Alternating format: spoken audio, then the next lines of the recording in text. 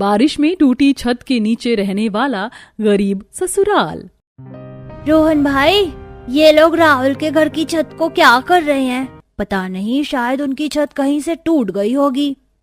तभी उस घर के अंदर से एक लड़का राहुल बाहर आता है। रोहन, साक्षी, तुम दोनों कंचे लाए हो क्या? नहीं। हाँ लाए हैं ना राहुल। ये लोग तुम्हारे घर को क्या कर रहे हैं? ये मिस्त्री लोग हैं, ये छत की मरम्मत कर रहे हैं। बरसात का मौसम आने वाला है ना, तो छत से पानी न टपके, इसलिए पिताजी छत की मरम्मत करवा रहे हैं। अरे हाँ, बरसात का मौसम आने वाला है और हमारा घर भी कितना कमजोर हो रहा है। रोहन भाई, चलिए हम भी माँ को कहते हैं छत की मरम्मत करवाने के लिए। रोहन साक्षी दौड़ते हुए सामने अपने छोटे से घर के अंदर आते हैं, जहां घर में रोहन की माँ साधना घर की सफाई कर रही थी और बूढ़े दादा दादी हरिया शांति चारपाई पर बैठे थे। रोहन का ये घर बहुत ही छोटा मिट्टी का बना कमजोर घर है। माँ, हम अपने घर की छत की मरम्मत क्यों नहीं करवा रहे? आस पड़ोस वाले तो सब अपने घर की मरम्मत करवा रहे हैं। आस पड़ोस वाले क्यों करवा रहे हैं अपने घर की मरम्मत? क्या उनके घर टूट गए हैं क्या? क्या दादी, आपको इतना भी नहीं पता? अरे बरसात का मौसम आने वाला है और घर की छत से पानी न टपके, इसलिए सब अपने घर की मरम्मत करवा रहे हैं। अरे हाँ, बरसात का मौसम आने वाला है और हमारे घर की छत तो कितनी कमजोर हो चुकी है। हमें बरसात से पहले छत की मरम्मत करवा लेनी होगी। ठीक है बेटा, तुम्हारे पिता को आने दो, हम उससे बात करेंगे। साधना और उसके परिवार वाले बड़ी गरीबी से अपना जीवन बिता रहे थे। उनका यह घर काफी पुराना और कमजोर हो चुका था। शाम का समय साधना का पति महेश घर आता है। महेश इसी गांव में एक ढाबे पर सफाई का काम करता है। जी, बरसात का मौसम आने वाला है, इसीलिए अब हमें अपने छत की मरम्मत करवा लेनी चाहिए। हमारी छत बहुत कमजोर हो चुकी है। साधना, मेरी रोज की आमदनी केवल 100 रुपए है।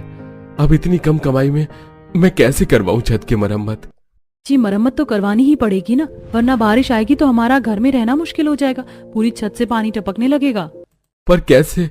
कहां से लाऊं पैसे मैं? यहाँ जेब में फूटी कौड़ी तक नहीं है। तभी घर में महेश की छोटी बहन कविता आती है।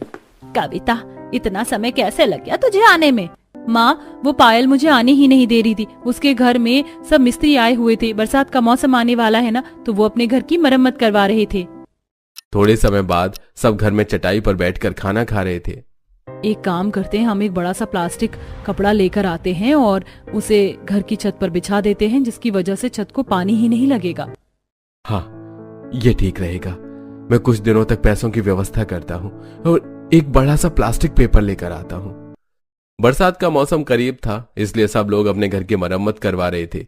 2 दिन बाद काश कि हमारे घर भी एक गैस चूल्हा होता, तो आज मुझे इस मिट्टी के चूल्हे पर खाना नहीं बनाना पड़ता। भगवान जी, मेरे पति को किसी अच्छी जगह काम दिला दीजिए, जहाँ उनकी अच्छी कमाई हो सके। कुछ दिन बाद रात में सब घर में गहरी नींद में सोए हुए थे। तभी अचानक बाहर का मौसम बदल जाता है और तेज कड़कड़ाती बिजलियों के साथ तूफानी बारिश शुरू हो जाती है। बारिश शुरू हो गई है। ये भगवान, कहीं घर की छत से पानी न टपकने लग जाए। साधना घर की छत को देखकर परेशान होने लगती है। अब बारिश इतनी भयानक और तेज होती है कि बाहर आंगन में रखा मिट्टी का चूल्हा, मिट्टी के बर्तन और मटके सब पानी से टूटकर बिखर जाते हैं। अगले दिन साधना और सब चूल्हा और मटकी की हालत देखते हैं। पहले ही बारिश में हमारा इतना नुकसान हो गया है। लगता है अब हमें प्लास्टिक की पन्नी लाना ही होगा। अगर घर की छत से पानी टपकने लगेगा तो पूरे घर में पानी ही पानी भर जाएगा। महेश अपने काम पर चला जाता है और कविता और साधना आंगन में मिट्टी का चूल्हा बनाने लगती हैं।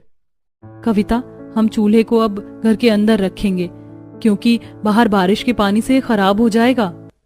रात का समय साधना घर में मिट्टी के चूल्हे पर खाना बना रही थी और सब सामने बैठे थे। तभी अचानक तेज तूफानी बारिश शुरू हो जाती है। और शुरू हो गई बारिश। थोड़े समय बाद घर की दीवार और छत पर पानी की सरदावे दिखाई देने लगते हैं। लगता है छत और दीवारों में पानी रच गया है। तभी छत के उस हिस्से से पानी टपकना शुरू हो जाता है जहां साधना मिट्टी के चूल्हे पर खाना बना रही थी। अब पानी ज्यादा टपकने लगता है कि चूल्हे में लगी आग पानी से बुझ जाती है। ये लो, शुरू हो गया छत से पानी टपकना। साधना चूल्हे को थोड़ा साइड में करके फिर से आग जलाती है तो वहां भी पानी टपकने लगता है और पानी से पूरी लकड़ियां गीली हो जाती हैं।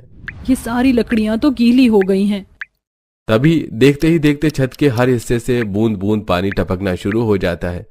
बस वहां पानी नहीं टपक रहा था जहां हरिया शांति चारपाई पर बैठे थे। बोला था मैंने आपको महेश जी कि एक प्लास्टिक पन्नी ले आइए। देखिए अब पूरी छत से पानी टपक रहा है। जहां जहां पानी टपक रहा है हम वहां बर्तन रख देते हैं।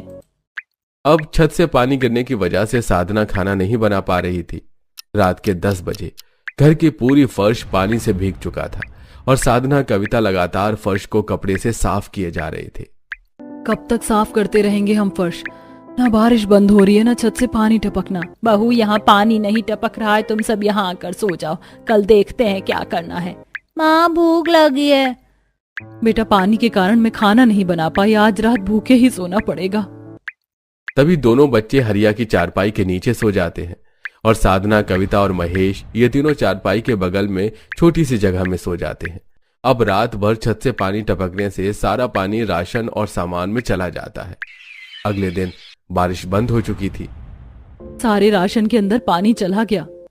मैं अपने किसी दोस्त से कर्ज लेकर एक बड़ा सा प्लास्टिक पन्नी लेकर आता हूँ। महेश बाहर चला जाता है और साधना कविता घर में आए पानी को बाहर फेंकने लगते हैं। दोपहर का समय महेश एक बड़ा सा प्लास्टिक कपड़ा लेकर आता है और साधना के साथ मिलकर उसे घर की छत पर बिछा देता है। अब हमारी छत से पानी नहीं टपकेगा। कुछ दिन बाद अचानक तेज हवा चलने लगती है और हवा के कारण छत पर बिछा वो प्लास्टिक पन्नी उड़कर चला जाता है। रात का समय था, तभी बारिश शुरू हो जाती है। अब रात भर बारिश होने से सवेरे फिर से छत से पानी टपकना शुरू हो जाता है। अरे अब तो यहाँ से भी पानी टपक रहा है। मैं अपना प्लास्टिक पन्नी लेकर आता हूँ, पता नहीं कहाँ उड़कर चला गया वो।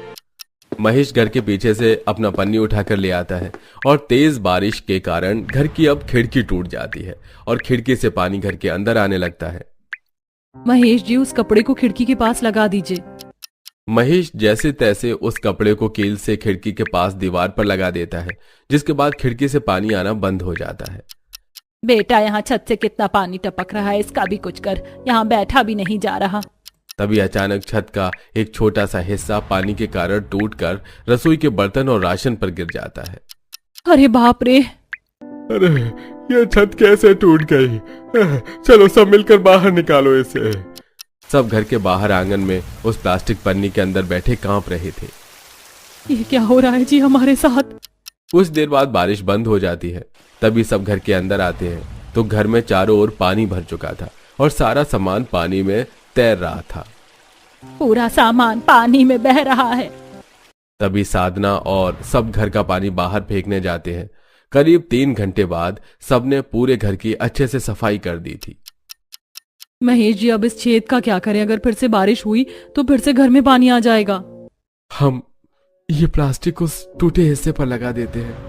महेश प्लास्टिक को छत के उस टूटे हिस्से पर लगा देता है।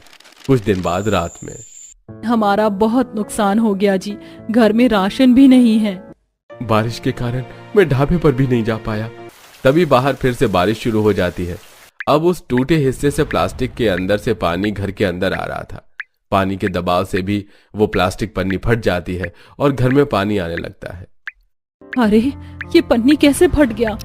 तभी महेश एक पतरे का टुकड़ा लेता है और उसे छत के टूटे हिस्से पर लगाकर उसे पकड़कर खड़ा हो जाता है, जिसके बाद घर के अंदर पानी नहीं आता। अरे बेटा तू कब तक इसे लेकर खड़ा रहेगा? थोड़े समय बाद बारिश बंद हो जाती है। तभी घर की छत का दूसरा हिस्सा भी टूटकर नीचे गिर जाता है। अरे अरे बाप रे, ये छत तो गिर रही है। साधना सबको लेकर बाहर निकलो, कहीं ये छत नीचे ना गिर जाए। तभी सब घर के बाहर आंगन में आकर खड़े हो जाते हैं और महेश घर के अंदर से बाहर सामान लाता जाता है। तभी अचानक घर की पूरी छत टूटकर नीचे गिर जाती है और एक दीवार भी महेश के पैरों पर गिर जाती है। महेश जी! जैसे तैसे सब महेश को सरकारी हॉस्पिटल लेकर जाते हैं। अगले दिन महेश के दोनों पैर फ्रैक्चर हो चुके थे। अरे हमारा घर तो टूट गया, अब हम कहाँ जाएंगे? बापूजी, हम मेरे मायके चलते हैं, जब तक हमें कोई दूसरा घर नहीं मिल जाता हम वहीं रहेंगे। साधना सबको पास के गांव में अपने मायके लेकर आती है, जहां साधना के माता पिता मीनाक्षी और बलराम थे। बलराम और मीनाक्षी का घर भी बहुत छोटा था। तभी साधना उन्हें सारी बात बताती है। अरे ये तो बहुत बुरा हुआ बिटिया तुम्हारे साथ। 2 दिन बाद